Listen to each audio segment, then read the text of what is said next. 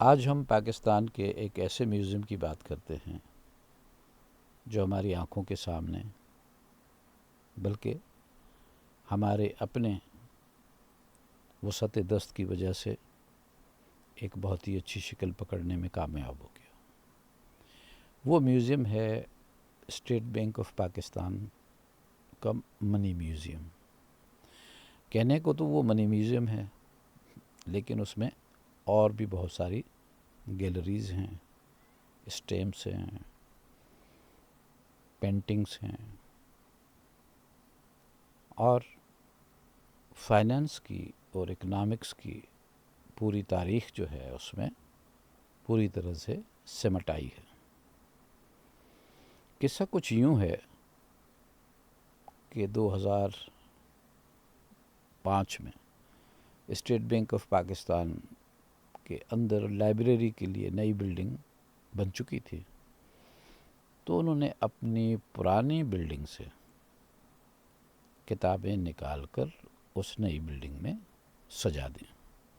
اب یہ پرانی بلڈنگ چونکہ پہلے ہی پرانی تھی اور پھر خستہ حال تھی، اور پھر جب اس کا کوئی استعمال نہیں رہا تو اس کی حالت دن بدن خراب ہوتی چلی گئی، اور اکثر لوگوں نے اسی اسٹیٹ بینک کے پریمیسس میں، جو اسٹیٹ بینک کی اپنی مین بلڈنگ ہے، مین آفیسز ہیں، وہاں سے آتے جاتے انہوں نے اس پرانی بلڈنگ سے بقول شخص سے بھوتوں کی آواز سنی، تو وہ ایک طرح سے بھوت بنگلہ بن کے رہ گیا تھا۔ جب عشرت صاحب نے یہ فیصلہ کیا کہ اس خالی بلڈنگ میں ایک چھوٹا سا میوزیم بنا لیا جائے، تو یہ مشورہ وہاں پر پرانے اسٹاف میں سے پبلک ریلیشنز آفیسر کے طور پہ اور پبلک ریلیشنز ڈپارٹمنٹ کے ہیڈ کے طور پہ کام کرنے والی مسز صبیحہ حسن اور ان کے ذہن کی اختراع تھی۔ مسز صبیحہ حسن کو میوزیم پروجیکٹ کا کنسلٹنٹ یا ڈائریکٹر مقرر کر دیا گیا، گویا کہ کوآرڈینیشن ان کے ہاتھ میں تھی۔ 2005 اور 6 کے جھٹپٹے میں سلیکشن پروسیس ہوا۔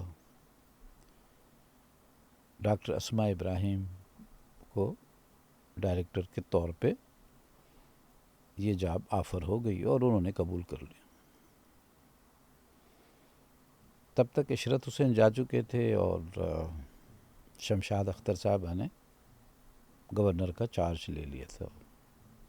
اب یہ پروجیکٹ اسٹیٹ بینک کے لیے بھی نیا تھا۔ بینک اور بینکنگ سیکٹر، فائنانسز تو اسپیشلائزیشن ہے اسٹیٹ بینک کی، لیکن میوزیم ان کے لیے بڑی ٹیڑھی کھیر تھی۔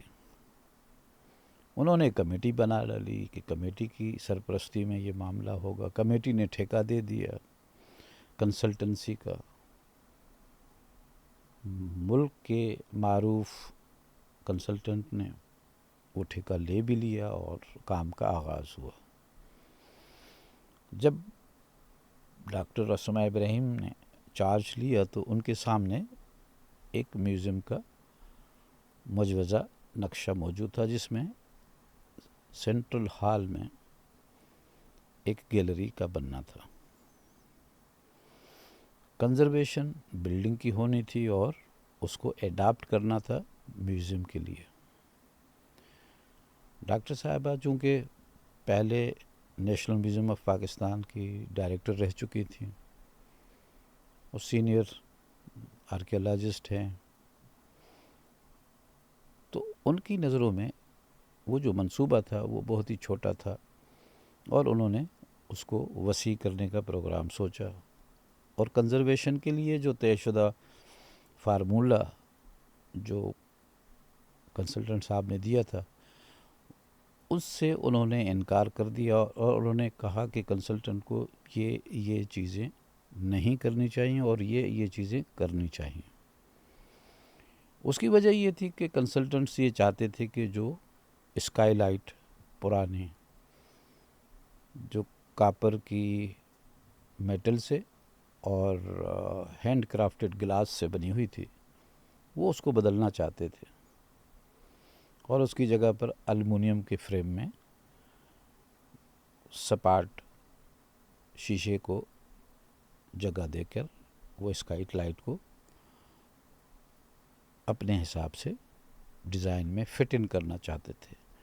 جب دونوں ڈیزائنوں کا موازنہ کیا گیا تو پروپوزڈ چھت جو تھی، اسکائی لائٹ جو تھی، وہ بلڈنگ میں موجود جگہ سے کچھ فٹ زیادہ نکلی۔ اس کا مطلب یہ تھا کہ آپ اس پروٹیکٹڈ بلڈنگ کو کاٹیں، کم کریں، تاکہ اسکائی لائٹ کو آپ جگہ دے سکیں۔ اس قسم کی بہت ساری غلطیاں تھیں جو اس پلان میں تھیں۔ چونکہ اسٹیٹ بینک آف پاکستان کی جو پرانی بلڈنگ ہے وہ کسی وقت ریزرو بینک آف انڈیا ہوا کرتی تھی، بڑی خوبصورت عمارت ہے، جودھ پوری اسٹون کی بنی ہوئی ہے، اور اس عمارت کی خوبصورتی اور خوبی کی وجہ سے وہ پروٹیکٹڈ مانیومنٹ ہے، یعنی سندھ میں ہیریٹیج، کلچرل ہیریٹیج کے قوانین کے تحت وہ حفاظت یافتہ ورثہ ہے۔ تو اس پہ اگر کچھ بھی کام کرنا ہے تو اس نے لامحالہ کمیٹی میں جانا ہوتا۔ کلچرل ہیریٹیج کی کمیٹی میں اتفاق سے میں بھی ممبر تھا اور ہوں، تو یہ کیس ہمارے پاس آیا تھا اور ہم نے اس کو پروسیس کیا تھا، اور اس کو ہم نے ایک conditional permission they the plan کو، تاکہ کام کا آغاز ہو سکے۔ اور پھر ڈاکٹر اسماء ابراہیم صاحبہ نے کنزرویشن پروجیکٹ کو بھی شروع کر دیا، اور جو میوزیم کی ڈیزائننگ کا، اسٹڈی کا، ریسرچ کا، کنسیپٹ بلڈنگ کا منصوبہ، وہ بھی انہوں نے شروع کر دیا۔ اس سلسلے میں ظاہر ہے کہ ان کو اسٹیٹ بینک کے ملازمین پر انحصار نہیں کرنا تھا، کر بھی نہیں سکتی تھی، تو انہوں نے یونیورسٹی سے فارغ التحصیل گریجویٹس کو انٹرن کے طور پر لیا، جس میں آئی ٹی کے، گرافکس کے، آرکیالوجی کے بچے شامل تھے، اور ایک لمبا پروسیس 2006 سے شروع ہو گیا میوزیم بننے کا۔ اس میوزیم کا افتتاح 2011 میں ہوا، تو یہ ایک خاصا لمبا سفر تھا۔ اس دوران میں بہت سے کام کرنے تھے۔ میوزیم کے لیے آرٹیفیکٹس چاہیے ہوتی ہیں، اور میوزیم کی تھیم کے لحاظ سے، چونکہ تھیم اس کی فائنینشل سیکٹر میں ہونے والی اصلاحات بھی تھی، تو پرانے دور سے چلتے ہوئے سکے بھی تھے، اسٹیمپس بھی تھیں، پرانی سیلز بھی تھیں، اور پھر اسٹیمپ پیپرز بھی تھے، ڈاک خانہ تھا، کرنسی نوٹس تھے۔ تو یہ ایک وسیع میدان تھا، اور اس میں بہت ساری چیزوں کی ضرورت پڑتی ہے جو آپ یہ پوری کہانی دنیا کو سنانے کے لیے ایسے آرٹیفیکٹس جمع کرتے ہیں، جن کو آپ لوگوں کو دکھا کر، ان کی امیجینیشنز کو کیپچر کر کے، وہ کہانی لوگوں کو اچھی طرح سے سمجھا پائیں۔ اس سلسلے میں خود اسٹیٹ بینک آف پاکستان کا بننا، پاکستان میں اس کا قیام ہوا، اور پھر اس قیام کے بعد اس کا جو سفر شروع ہوا ہے، تو اس سفر کی داستان، پھر اسٹیٹ بینک کے اپنے پریمیسز میں جو تغیر اور تبدل ہوا، اس کی کہانی۔ اس کے علاوہ پھر اسٹیٹ بینک آف پاکستان کے پاس کچھ اور بھی چیزیں تھیں، مثلا صادقین سے بھی اسٹیٹ بینک آف پاکستان نے کچھ پروجیکٹس کروائے تھے، اور صادقین کے بڑے اچھے خوبصورت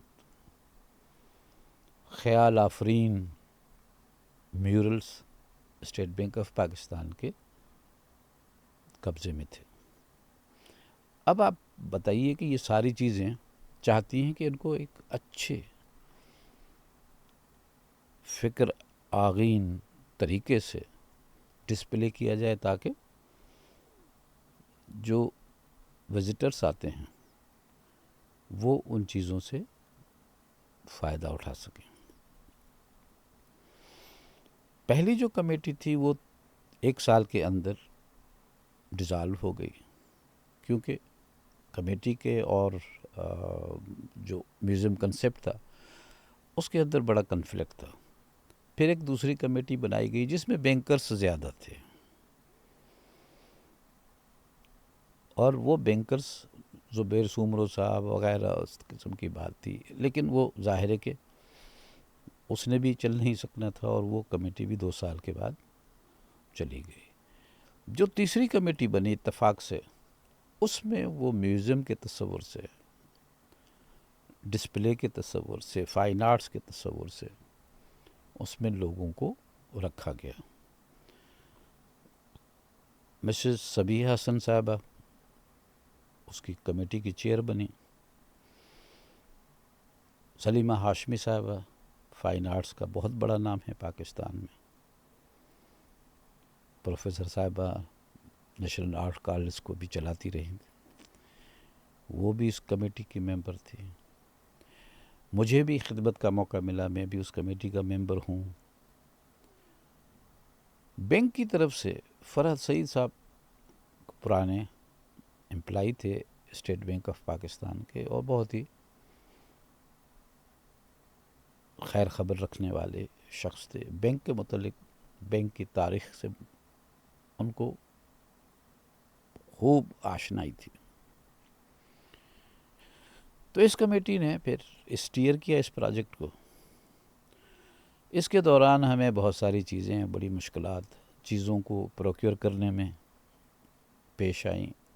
آپ کو تو پتہ ہے کہ ایکویزیشن جب کی جاتی ہے، پروکیورمنٹ جب ہوتی ہے، تو یہ نارمل پروکیورمنٹ نہیں ہوتی کہ آپ نے جناب 3 کوٹیشنز منگا لیے کہ ہم نے ریڈیو خریدنا ہے، 3 کوٹیشن آ گئے، کم پرائس جس نے مانگی ہم نے اس سے ریڈیو لے لیا۔ یہاں تو ایسا نہیں تھا، یہاں لگی بندی کمرشل پروڈکٹس تو تھی نہیں،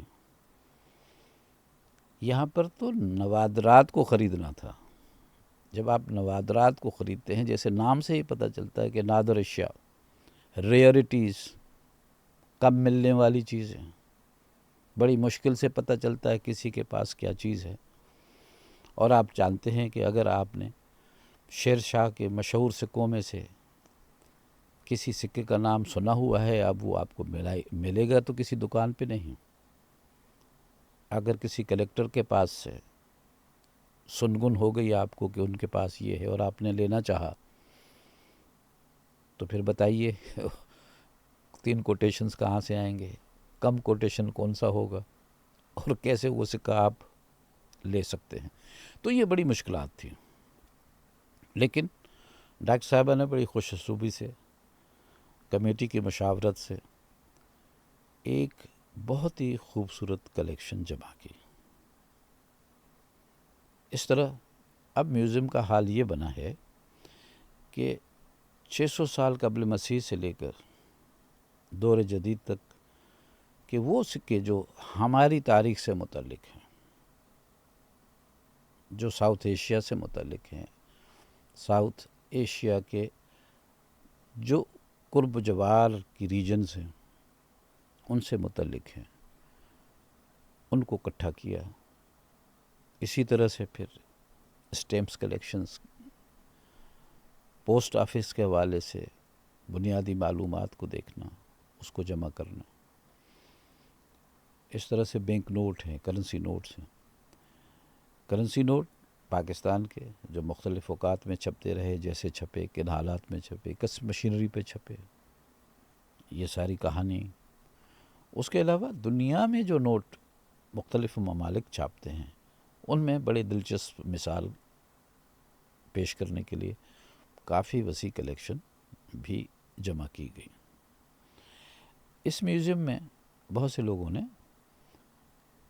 اپنی طرف سے رضاکارانہ طور پہ خدمات انجام دیں، اپنی کلیکشنز میں سے انہوں نے کچھ چیزیں میوزیم کے حوالے کی۔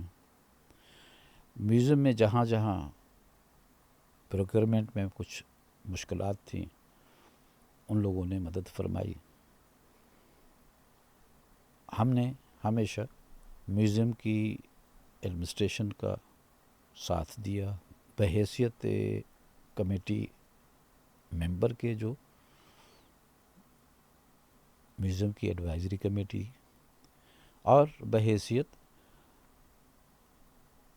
کلچرل ہیریٹیج پریزرویشن ایکٹ کے تحت جو گورنمنٹ آف سندھ کی کمیٹی بنی ہوئی ہے، وہاں پر بیٹھ کے بھی ہم سے جو خدمت ہو سکی ہم نے میوزیم کے کنزرویشن کے پروجیکٹ میں بھی مدد کی۔ لیکن سارا کریڈٹ جو جاتا تھا وہ ڈاکٹر صاحبہ کو کہ ان کی انتھک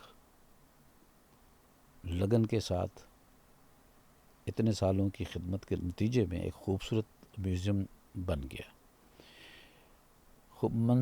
میوزیم کے بننے کے بعد پھر ایک دن ایسا آیا کہ کمیٹی نے محسوس کیا کہ اب یہ میوزیم جو ہے یہ اتنا خوبصورت، اتنا عالی شان پاکستان کا لاجواب میوزیم ہے، اور لوگ پوچھتے تھے کہ یہ اس کی یہاں پر اس کا وجود کیسے ہوا۔ تو کمیٹی نے ایک قرارداد پاس کی جس میں ڈاکٹر سماء ابراہیم صاحبہ کی خدمات کو سراہا گیا، اور یہ فیصلہ ہوا کہ وہ ریزولوشن جو ہے وہ تختی میوزیم میں لگا دی جائے تاکہ آنے جانے والوں کو پتہ چل سکے کہ میوزیم بنانے میں کس کی کنٹریبیوشن۔ یہ میوزیم اپنے بننے کے بعد سے ایک کمیونٹی آؤٹ ریچ پروگرام رکھتی ہے۔ ان لوگوں کے پاس ریسرچ سیکٹرز ہیں اور یہ لوگ دیکھتے ہیں کہ کس علاقے سے لوگ آ رہے ہیں اور کس علاقے سے لوگ وزٹ نہیں کر رہے ہیں۔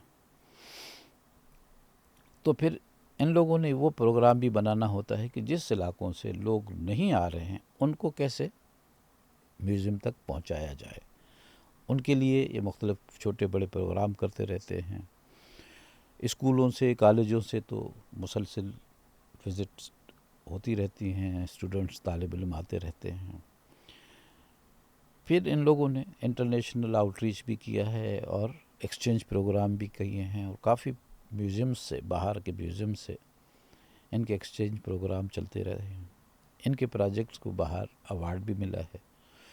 تو یہ ایک ایسی مثال ہے پاکستان میں جو ایک کامیابی کی دلیل ہے کہ ہم اس ملک میں ان جو بھی حالات ہیں اگر کچھ کرنا چاہیں، ارادہ کر لیں، لگن رکھ لیں، تو نہ صرف وہ چیز ممکن ہو جاتی ہے بلکہ بہت ہی احسن طریقے سے، بڑی خوبصورتی سے وہ اپنے وجود کے ساتھ ایک قابل